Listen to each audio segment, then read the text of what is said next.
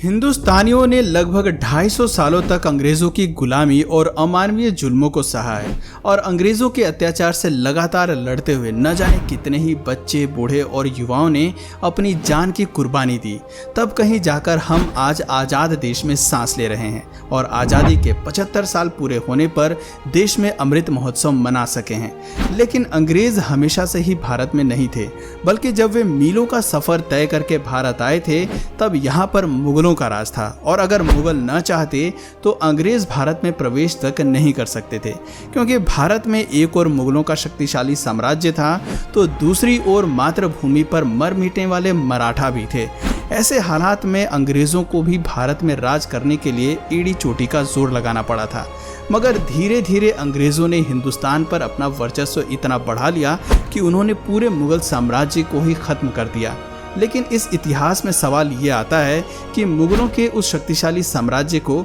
आखिर अंग्रेजों ने किस तरह खत्म किया होगा। आज की इस वीडियो में हम आपको वही दास्तान सुनाने वाले हैं। तो इसी बात पर चलिए शुरू करते हैं इतिहास के एक और नए अध्याय को। इतिहास बताता है कि 16वीं सदी के अंत में भारत इतना संपन्न था कि पूरी दुनिया में जितना उत्पादन होता था उसका लगभग 1/4 हिस्सा केवल भारत में ही उगता था और यही वजह थी कि भारत उस समय सोने की चिड़िया कहलाता था और पूरी दुनिया की नज़र इसी सोने की चिड़िया पर ही टिकी हुई थी। ऐसे में भला अंग्रेज कहाँ पीछे रहते। उस समय हिंदुस्तान में दिल्ली पर सम्राट अकबर का राज था और ऐसा माना जाता है कि अकबर अपने दौर के सबसे ज़्यादा दौलतमंद बादशाह थे। लेकिन उसी समय ब्रिटेन में भी गृह युद्ध की स्थिति बन गई थी और उस समय महारानी एलिजाबेथ प्रथम की शासनकाल में अधिकांश अर्थव्यवस्था कृषि पर ही निर्भर करती थी। अफसोस कि आपसी गृह युद्ध के चलते ब्रिटेन वैश्विक स्तर पर केवल 3 से 4% उत्पादन ही कर पा रहा था और इसी दौरान पुर्तगाल और स्पेन ब्रिटेन को पीछे छोड़कर उनके मुकाबले काफ़ी ज़्यादा तरक्की कर रहे थे। हालात इतने बिगड़ चुके थे कि ब्रिटेन के लुटेरे नाविक भी पुर्तगाल के जहाज़ों को ही लूटकर अपना काम चलाते थे,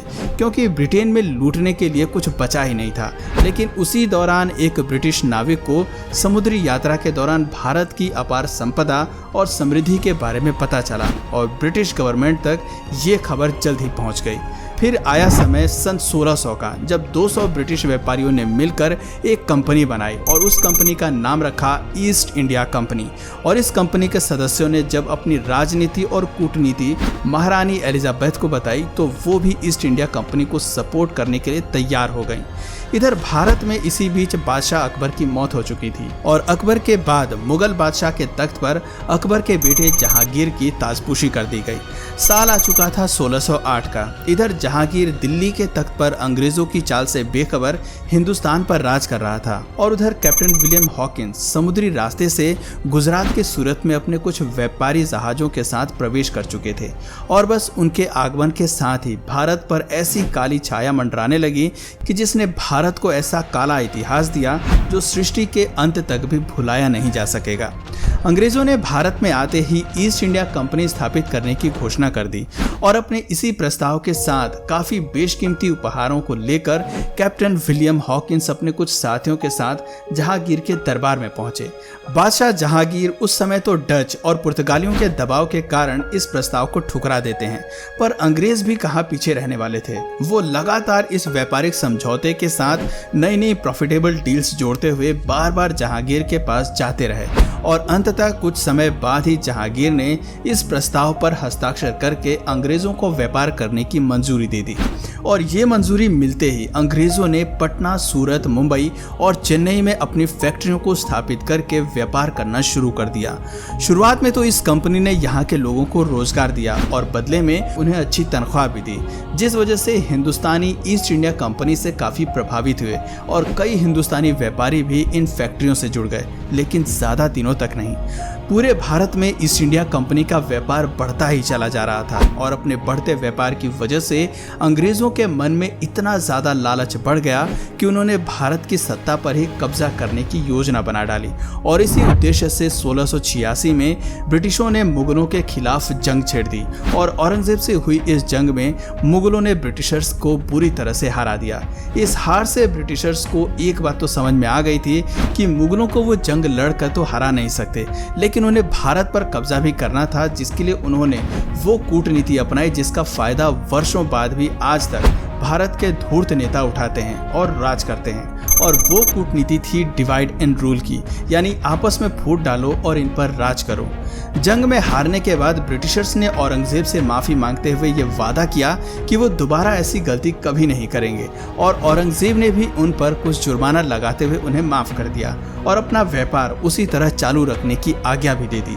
लेकिन मुगलों द्वारा ब्रिटिशर्स को माफ करना ही मुगलों के अंत का सबसे बड़ा जरिया बना, क्योंकि 1707 में औरंगजेब की मौत के बाद कई लोग मुगल सल्तनत पाने के लिए आपस में ही एक दूसरे से लड़ने लगे। और इसी लड़ाई के चलते एक समय ऐसा आया जब कुछ कमजोर शासक मुगल बादशाह बन गए, जो कि मुगल साम्राज्य को व्यवस्थित ढंग से चला ही नहीं पाए। ये अनुभवहीन मुगल बादशाह रोज नए नए नियम बनाते और उन्हें बदलते रहते, और उनकी इसी तरह की बेवकूफियों के चलते अंग्रेजों को मौका मिल गया अपनी चाल चलने का। दरअसल 1717 में मुगल बादशाह ने अंग्रेजों को एक फरमान जारी किया, जिसमें उन्होंने बहुत छोटी सी रकम सालाना फीस के रूप में देकर बिना किसी लगान या कर के व्यापार करने की इजाजत मिल गई। और इसी दौरान पर्सिया के राजा ने मौका देखकर भारत पर आक्रमण बोल दिया। अब चूंकि ऐसे में मुगल शासक अपनी सत्ता के नशे में इतने खोए हुए थे कि उन्हें अचानक हुए इस आक्रमण के बारे में पता ही नहीं चला, और पर्सियन आर्मी दिल्ली तक पहुंच गई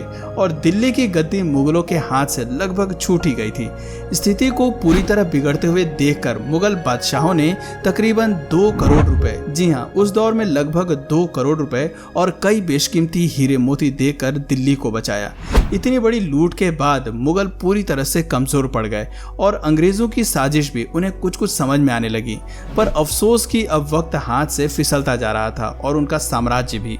अंग्रेज लगातार भारत पर कब्जा करने की अलग अलग रणनीति अपनाते जा रहे थे, जिसके पहले चरण में उन्होंने बंगाल के नवाब सिराजुद्दौला को तख्त से हटाने के लिए जंग छेड़ दी, और साथ ही साथ अंग्रेजों ने वहां के हिंदुओं और मुसलमानों में आपसी फूट डालकर डिवाइड एंड रूल की कूटनीति लागू की, जिसे संभालने में नवाब सिराजुद्दौला नाकामयाब रहे और नतीजा अंग्रेजों के लिए फायदेमंद रहा। प्लासी के युद्ध में सिराजुद्दौला को हराने के बाद अंग्रेजों ने सिराजुद्दौला के सेनापति को अपने साथ मिला लिया और उसे बंगाल का नवाब बना दिया। समय बीतता गया और भारत पर अंग्रेजों की ताकत और अधिकार भी उसी के साथ साथ बढ़ती जा रही थी। सन 1764 में अंग्रेजी फौज ने बक्सर के युद्ध में अवध के नवाब, बंगाल के नवाब और मुगल नवाब शाह आलम द्वितीय, इन तीनों को हरा दिया। इसके अलावा निजाम और मराठों के बीच में भी फूट डलवाकर अंग्रेजों ने पहले तो उन्हें लड़वाया और फिर उनकी लड़ाई का फायदा उठाकर खुद उनकी कमजोर सेना को हराकर उनकी रियासतों पर कब्जा कर लिया।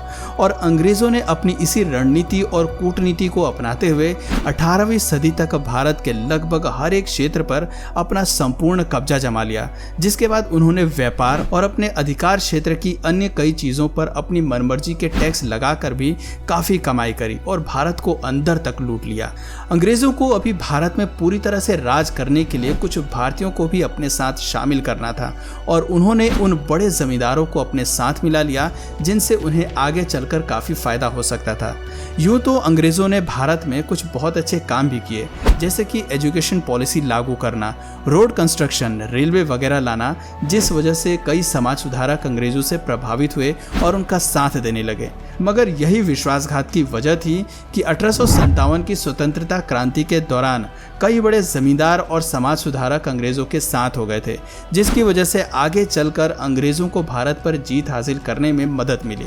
भारत पर जीत के साथ ही मुगल साम्राज्य के आखिरी बादशाह बहादुर शाह जफर को अंग्रेजों ने अपना बंदी बनाकर रंगून की जेल में भेज दिया और उनके बेटे व खानदान के तमाम लोगों को मौत की नींद सुला दिया और पूरे भारत को अपना गुलाम बना लिया। तो दोस्तों, ये थी वो दुख भरी दास्तान जिसमें मुगलों की एक गलती और अपने निजी स्वार्थ की भावना ने अंग्रेजों को भारत में पांव पसारने का मौका दे दिया, और उनकी इसी गलती का खामियाजा हिंदुस्तानियों की कई पीढ़ियों को भुगतना पड़ा। वैसे आपके नज़रिए से अंग्रेजों के आगमन के लिए मुगल साम्राज्य जिम्मेदार हैं या नहीं, नीचे कमेंट करके अपनी राय हमें ज़रूर बताएं। और अगर इस वीडियो से आपको कुछ नया जानने या सीखने को मिला या फिर इंटरेस्टिंग लगा, तो प्लीज़ इस वीडियो को एक लाइक करके अपने फ्रेंड्स और फैमिली में से ज़रूर शेयर करें। और यदि आप इस चैनल पर नए हैं तो प्लीज़ इस चैनल को सब्सक्राइब करके बेल नोटिफिकेशन आइकन को ऑन कर लीजिए, ताकि हमारे आने वाले वीडियोस आप मिस ना करें। मिलते हैं फिर किसी वीडियो में नए टॉपिक के साथ, तब तक के लिए नमस्कार।